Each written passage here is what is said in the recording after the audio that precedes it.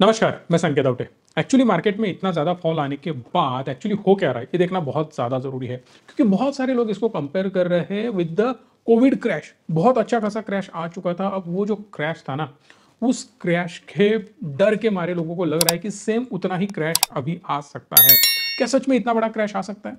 Market में इतना बुरा हाल है। रीजन इसके पीछे बताया जा रहा है कि एफआईआईज ने सेलिंग आज तक का सबसे ज्यादा किया हुआ है। कल अगर आपने मराठी संकेत का वीडियो देखा होगा तो उसमें मैंने बोला था कि 80,000 crore plus selling already FIIs कर चुके हैं। बट आज के दिन भी 20-25 हजार करोड़ इजीली वो लोग सेल कर देंगे, ताकि 1 लाख करोड़ का नेट सेलिंग क्रॉस हो सकता है ओनली एफआईआईज का। अब मैं एक इंटरेस्टिंग फैक्ट आपको बताना चाहता हूं कि इंडिया का ये सबसे बड़ा सेलिंग है एफआईआईज का। सो ऑलरेडी 1 लाख करोड़ का बेंचमार्क वो लोग क्रॉस कर चुके हैं। अब अगर हम इसमें देखें तो डीआईएस उतने ही ज्यादा स्ट्रांग हो चुके हैं। डीआईएस ने ऑलमोस्ट 97,000 करोड़ का बाइंग कर लिया है। अब ये जो बाइंग है ना, ऑलमोस्ट दोनों का सेम चल रहा है, सो दैट कोई बड़ा डिफरेंस नहीं है। फिर भी एफआईआईस का सेलिंग हो रहा है, बहुत ज्यादा चर्निंग हो रहा है। इस वजह से मार्केट में थोड़ा प्रेशर नजर आ रहा है। बट इसमें हमने और एक चीज डिस्कस करी थी। जैसे एफआईआईस का सेलिंग हो रहा है ना, तो डीआईएस का बाइंग बढ़ रहा है। इसका मतलब है जो पहले एफआईआईस 34% हुआ करते थे इंडियन मार्केट में, अब वो है सिर्फ 15%। उसमें और एक इंटरेस्टिंग फैक्ट, एचडीएफसी बैंक के प्रमोटर है एफआईआईस और बहुत सारी कंपनियों में प्रमोटर है एफआईआईस। इसका मतलब सिंपल है कि उस 15% में भी सारे के सारे शॉर्ट टर्म इन्वेस्टर ट्रेडर बिल्कुल भी नहीं है। बहुत सारे इन्वेस्टमेंट्स प्रमोटर बेसिस पे भी करे हुए हैं। इसका मतलब यह है कि वो बार बार फ्रिक्वेंटली सेलिंग की कोशिश बिल्कुल भी नहीं करेंगे। दैट्स वाई यहां पे मुझे लगता है कि बहुत बड़ा कंसर्न या बहुत ज्यादा मार्केट की गिराने की कोशिश कोई नहीं कर सकता। अब इसको लिंक कर सकते हैं वेरियस रीजंस के साथ। अब पहली और इंपॉर्टेंट चीज, इंडियन मार्केट में चल क्या रहा है, क्योंकि ओवरऑल यूएस मार्केट देखो आप ऑलमोस्ट टॉप पे नजर आ रहा है।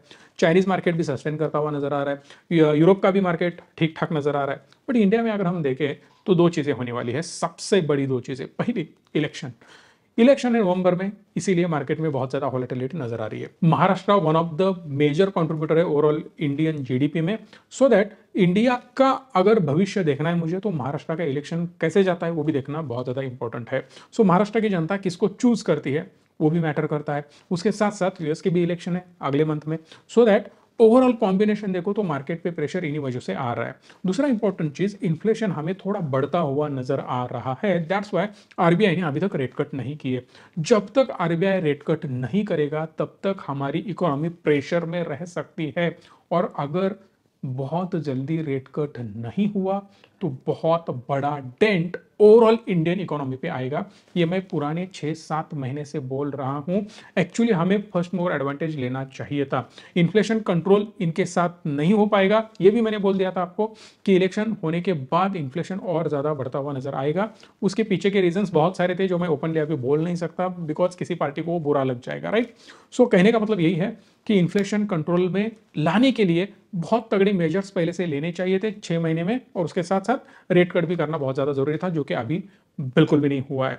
उसके बाद एक इंपॉर्टेंट पैरामीटर हम देखेंगे कि जब भी इलेक्शन होते हैं इंडियन मार्केट में, तो बहुत ज्यादा मार्केट वोलेटाइल रहता है हर एक छोटी मोटी इलेक्शन के ऊपर। आप देखो, हरियाणा का इलेक्शन हुआ तब भी एक तगड़ा मूव आया, एग्जिट पोल लगे तब भी एक मूव आया, इलेक्शन के रिजल्ट आए तब भी एक मूव हमें देखने मिला। सेम महाराष्ट्र का इलेक्शन है, आज भी एक मूव नजर आ रहा है। ओवरऑल मार्केट 10% डाउन है। बट इसमें से भी अगर हम देखेंगे ना, कुछ रिजल्ट्स आए, रिजल्ट के बारे में हम देखते हैं क्या रिजल्ट्स में हमें देखने मिला है। मैक्रोटेक डेवलपर जो कि निफ्टी का वन ऑफ द ठीक ठाक कंट्रीब्यूटर है, इसने ऑलमोस्ट 2626 करोड़ का सेल्स किया है, जहां पे 423 करोड़ का नेट प्रॉफिट है, जो कि ठीक ठाक रिजल्ट है as compared to year on year. क्योंकि 1700 करोड़ की जगह पे 2600 करोड़, कुछ लोगों को लग सकता है कि भाई साहब 50% की ग्रोथ है, तगड़ी है। हाँ भाई साहब, बढ़िया ग्रोथ है। बट रीजन बिहाइंड दैट, यहाँ पे हम 4000 करोड़ कर रहे हैं, यहाँ पे 2800 करोड़ कर रहे हैं, तो यहाँ पे भी एक अब सस्टेनेबल ग्रोथ दिखनी बहुत ज्यादा जरूरी है। नो डाउट इसी सेम सितंबर क्वार्टर में इनका थोड़ा सेल्स डाउन रहता है, फिर भी ये जो सबसे सितंबर क्वार्टर है, यहाँ पे भी 1700 करोड़ का सेल था, यहाँ पे भी 1750 करोड़ के आसपास का हाई सेल था। बट यहाँ पे और थोड़ा इंक्रीमेंटल ग्रोथ वो दिखा सकते थे। बट ठीक है, ये भी ग्रोथ है, वो ठीक ठाक ग्रोथ है, खराब नहीं बोल सकते। बट कोल इंडिया का अगर आप रिजल्ट देखोगे, यहाँ पे सिर्फ इन्होंने 30,000 करोड़ का सेल किया है, जो कि क्वार्टर ऑन क्वार्टर और ईयर दोनों भी डाउन नजर आ रहे हैं। और जो प्रॉफिट्स है, प्रॉफिट आफ्टर टैक्स, वो भी बहुत ज्यादा घट चुके हैं। अप्रोक्सीमेटली इनका अगर ओपीएम देखें, ऑपरेटिंग प्रॉफिट मार्जिन, वो 28% पे है, जो कि आपको ड्रास्टिकली फॉल होता हुआ नजर आएगा। कोल इंडिया से बहुत ज्यादा लोगों को एक्सपेक्टेशन थे, और उसी में जो भी पीएसयू स्टॉक है उन्होंने बहुत तगड़ा धोखा दिया है लोगों को। बहुत सारे लोग पीएसयू में फंस चुके हैं, बट मेरे हिसाब से रिजल्ट थोड़े और बेटर आ जाते तो मजा आ जाता है यहाँ। और एक रिजल्ट आया हिंदुस्तान यूनिलीवर का, one of the biggest company. यहाँ पे अगर हम देखें ना तो ऑलमोस्ट 16,000 करोड़ का सेल है, जहां पे 2500-2600 करोड़ का नेट प्रॉफिट मुझे नजर आ रहा है। अगर आप प्रीवियस आंकड़े भी देखोगे ना तो 15,700, 15,600, यही सेम आंकड़े मुझे दिख रहे 2022 से लेके आज के दिन तक। सो ऑलमोस्ट 7-8 क्वार्टर से कोई बड़ा धमाका ये कंपनी नहीं कर पाई है, या बोल सकते हो आप 10 क्वार्टर से भी। एक इंटरेस्टिंग ग्रोथ जो दिखनी चाहिए थी, एटलीस्ट कंपाउंडेड ग्रोथ 10% से दिखनी बहुत ज्यादा जरूरी थी, क्योंकि एक बहुत बड़ा ये ब्रांड है। अब इनका और एक डिसीजन हुआ है कि इनका आइसक्रीम का जो भी बिजनेस है वो एक सेपरेट करना चाहते हैं, वगैरह वगैरह इनका चल रहा है। बट मेजर कंसर्न आपको पता ही होगा कि क्विक कॉमर्स बहुत ज्यादा इनको परेशान करने की कोशिश कर रहे हैं। जेप्टो है, ब्लिंकिट है, बहुत तगड़े सेल्स। अभी आप ब्लिंकिट के रिजल्ट देखो ना, बहुत इंटरेस्टिंग आंकड़े ब्लिंकिट के आ चुके हैं। जेप्टो के भी आंकड़े बहुत अच्छे हैं, but Blinkit is a sustainable company, मैंने बहुत बार आपको बोला है। बट कहने का मतलब यही है कि क्विक कॉमर्स बहुत ज्यादा बढ़ रहा है। अब क्विक कॉमर्स के साथ टाइप करके अपना ब्रांड कैसे बढ़ाना है, इसके ऊपर कंपनी ने फोकस करना चाहिए। क्विक कॉमर्स का एक्चुअली धोखा इनको नहीं है, समझ जाना बात को। Quick commerce is not a producer, quick commerce is a transporter. Simple उनका काम है कि यहां से माल उठाना है, यहां तक पहुंचाना है, बट उनका फायदा इन लोगों ने उठाना चाहिए। क्विक कॉमर्स के साथ अलग अलग डील करनी चाहिए, उनके साथ बड़े बड़े प्लान्स बनाने चाहिए, और उसके साथ अपना सेल्स बढ़ाना चाहिए। अगर ये लोग ये नहीं कर पाए तो बहुत बड़ा डेंट आ सकता है with the help of competitor sale. होगा क्या कि कॉम्पिटिटर उनके साथ टाइप करेंगे और ज्यादा ग्रो करने की कोशिश करेंगे। एक आगे जाके बहुत बड़ा थ्रेट में बातें कर रहा हूं, बहुत बारी मैंने आपके साथ डिस्कस किया है। क्विक कॉमर्स जब कंसोलिडेशन फेज में चला जाएगा, और एक बात होगी कि क्विक कॉमर्स यहां से यहां तक पहुंच जाएगा, और उसको लगने वाला है कि भाई साहब अब यहां से और ज्यादा हम ग्रो नहीं कर पाएंगे, उस केस में क्विक कॉमर्स को ओन प्रोडक्ट लॉन्च करने पड़ेंगे। जैसे अमेजोन पे आपने देखा होगा कि अमेजोन का खुद का एक्सक्लूसिव प्रोडक्ट होता है, जहां पे अमेजोन के ब्रांड नेम से एसी भी आते हैं, फैंस भी आते हैं, रेफ्रिजरेटर आते हैं, बहुत सारे प्रोडक्ट अमेजोन खुद के नाम से देता है। वही प्रोडक्ट के अंदर उनके मार्जिन हेवी रहता है। वैसे ही सेम इनको भी प्रोडक्ट लॉन्च करने होंगे। अगर आप चावल खा रहे हो, आप घी ले रहे हो, या जो भी XYZ चीजें आप परचेस कर रहे हो डेली कंजम्पशन के लिए, अगर वो सेम चीजें ये अपने ब्रांड से भी बेचेंगे ना, तो लोगों को कोई बहुत ज्यादा दिक्कत नहीं होगी, क्योंकि उसके क्वालिटी में बहुत ज्यादा डिफरेंस तो बिल्कुल भी नहीं होता। इन दिस केस इन कंपनियों के ऊपर बहुत ज्यादा इंपैक्ट आने वाला है। और मेरे हिसाब से यूनिलीवर के जो भी सोप वगैरह चीजें होती है, बहुत ज्यादा कुछ यूनिक उसमें तो बिल्कुल भी नहीं होता। सेम सोप होता है, मार्केट में बहुत सारे कॉम्पिटिटर सेम चीजें बनाते हैं, ऑयल वगैरह सारी चीजें। वहां पे अगर कंपनी ने थोड़ा भी बैकफुट पर आने की कोशिश करी तो बिजनेस डिक्लाइन हो सकता है। और यही हमें फिलहाल अभी चार्ट के ऊपर और उसके साथ साथ बैलेंस शीट के ऊपर दिख रहा है।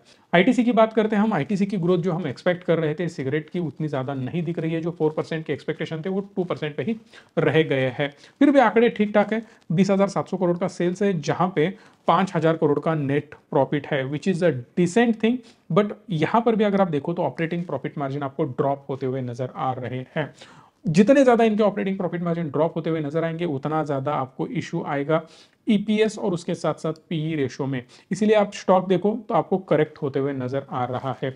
बहुत सारी कंपनियां हैं जिनके वैल्यूएशन बहुत अच्छे खासे ग्रो हो चुके थे। अब Q2 के रिजल्ट आप देखो तो बहुत सारी कंपनियों के Q2 के जो रिजल्ट है वो थोड़े खराब नजर आ रहे थे, एंड दैट्स वाई अगर ये बहुत ज्यादा खराब आते रहेंगे तो और ज्यादा निफ्टी को डेंट पहुंचता रहेगा। सो मेरे हिसाब से और थोड़ा निफ्टी पे प्रेशर आ सकता है। बट जो लोग लॉन्ग टर्म इन्वेस्टर है, उन्होंने इस 10% के आसपास का जो भी फॉल आता है उसमें डरने वाली बिल्कुल भी कोई बड़ी बात नहीं होती है। सबसे इंपॉर्टेंट चीज क्या होती है कि ऐसे वक्त में हमें अपॉर्चुनिटी ढूंढनी है। कि कोई भी बड़ी कंपनी जो अच्छा खासा सेल्स कर रही है, एक आध क्वार्टर इनका खराब जाता है, इसका मतलब ये नहीं होता कि कंपनी खराब हो गई। हमें अपॉर्चुनिटी मिलेगी, 101% मिलेगी, उसकी हमें राह देखनी है, और उस अपॉर्चुनिटी का फायदा उठाते हुए आपको वहां पे इन्वेस्ट करना है। सो मेरे हिसाब से कुछ ऐसे स्टॉक्स हैं, कुछ ऐसे म्यूचुअल फंड है, जहां पे आपको इन्वेस्ट करके अच्छा एवरेजिंग करके एक तगड़े रिटर्न्स शॉर्ट टर्म में जनरेट करने चाहिए। अगर आपको कोई हमारी हेल्प चाहिए तो डेफिनेटली आप कॉल कर सकते हो। और इस मार्केट में ना averaging is a one of the best medicine, ना कि सेल। फिर से रिपीट करता हूं, सेल करके फायदा नहीं होगा, नुकसान होगा। एवरेज करके नुकसान नहीं होगा, फायदा होगा। ये किस प्रकार से कर सकते हैं, किस प्रकार से हम आपकी मदद कर सकते हैं, अगर आपको जानना है तो एक बार आप कॉल कर सकते हो। इस वीडियो को लाइक शेयर और चैनल को सब्सक्राइब भी कर लेना। धन्यवाद। Stay tune and stay positive.